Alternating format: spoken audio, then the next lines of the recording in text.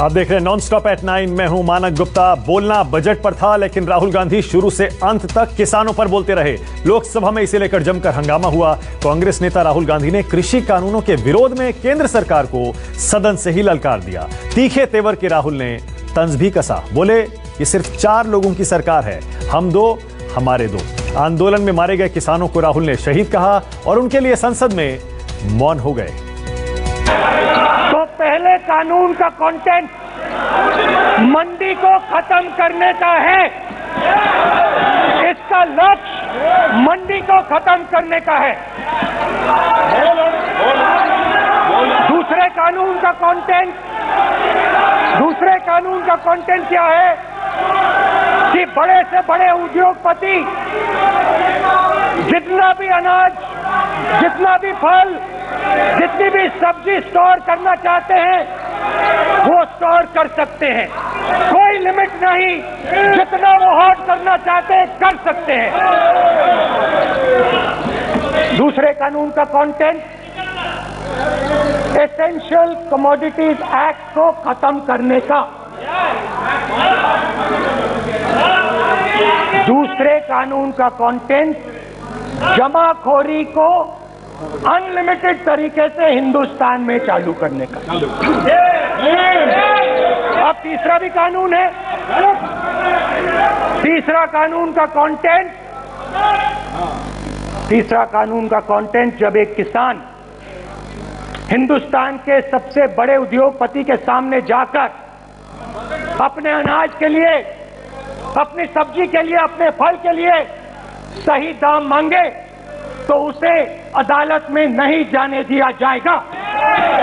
सालों पहले family planning का एक नारा था, आपको याद होगा, हम 2 हमारे 2। अब मैं इंटेंट की बात करता हूं, कानून के इंटेंट की बात। आज क्या हो रहा है, जैसे कोरोना दूसरे रूप में आता है वैसे ही ये नारा दूसरे रूप में आया है। आज इस देश को 4 लोग चलाते हैं। आप बजट पर चर्चा कर लें। बजट पे कर रहा हूं सर, बजट पे आ रहा हूं। 4 लोग चलाते हैं, हम 2 और हमारे 2। जैसे उस टाइम नाम सब जानते हैं, नाम सब जानते हैं। नो आप बोलो, आप हम 2 हमारे 2। ये किसकी सरकार है? हम 2 हमारे 2 की। एक जो सबसे बड़ा मित्र है उसको पूरे हिंदुस्तान के अनाज, फल और सब्जी को बेचने का अधिकार। नुकसान ठेले वालों का होगा, नुकसान छोटे व्यापारियों का होगा,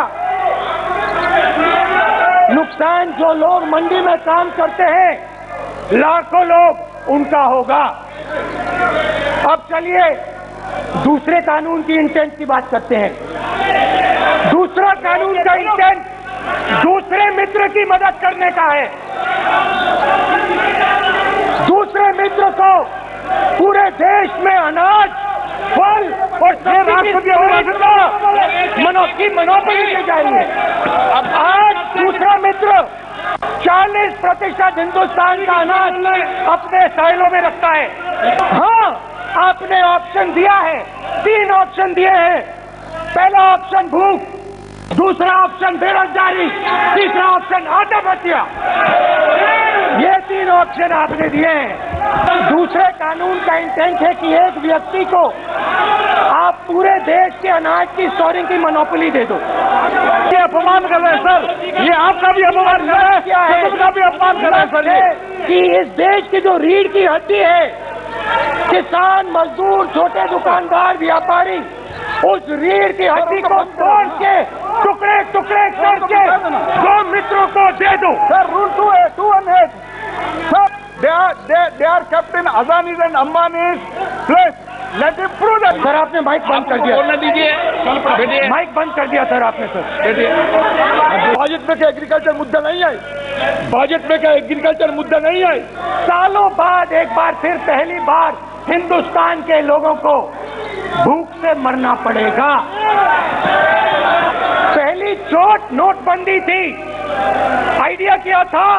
गरीबों से, किसानों से, मजदूरों से उनका पैसा लो, बैंक में डालो और हम दो हमारे दो के जेब में डालो।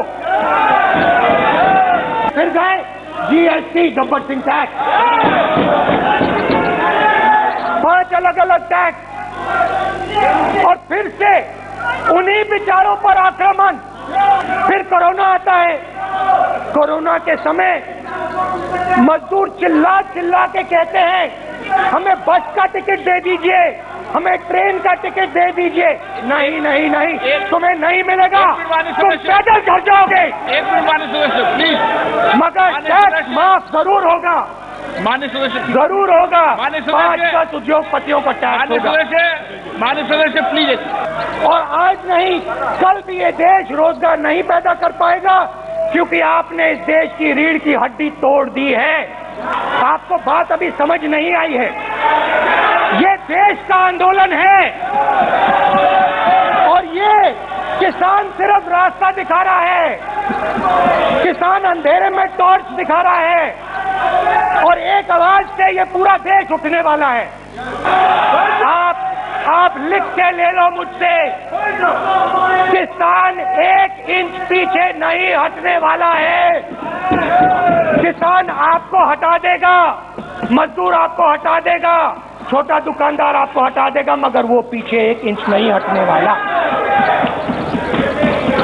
आपको कानून वापस लेना ही पड़ेगा। मैं बजट पे आज यहाँ टिप्पणी नहीं करने वाला हूँ। मैं आज सिर्फ किसान के मुद्दे पे बोलूंगा और उसके बाद मैं अपना मुंह चुप कर दूंगा। अंत में मैं कहना चाहता हूँ कि जो 200 किसान शहीद हुए, उनको इन लोगों ने श्रद्धांजलि नहीं दी।